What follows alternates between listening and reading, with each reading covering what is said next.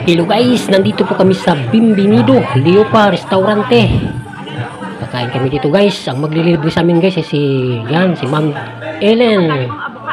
Sama ko ang aking tita, yan. Tapos si Ma'am Jennifer. Sila ni Ma'am Ellen ang maglilibre ngayon sa amin guys.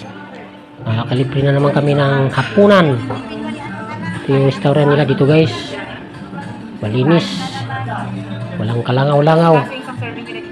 Yan, ang Bienvenido Leopa. Kung gusto mag-order ng juice guys, fruit juice, ito yung mga pagpipilian. Watermelon, pineapple, orange, saka banana. Yan, mga wine glass nila guys. Saka mga baso nga lalagyan ng beer. Yan, beer ang laman yan. Doon nilalagay yung beer doon sa baso na yun. Ayan, mga display na mga nila. Ayan, mga yan, baril na yan, beer ang laman yan.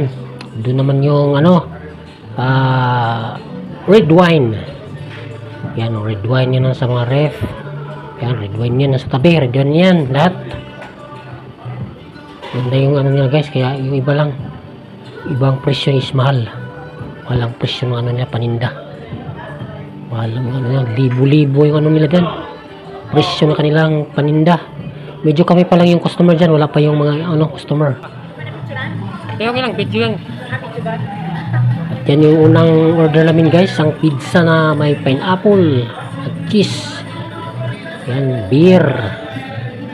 Tapos ang vegetable salad nila na may seafoods. Yan, tsaka seafoods pasta. Ang dami guys, hindi ko naubos kaya tinik out na namin.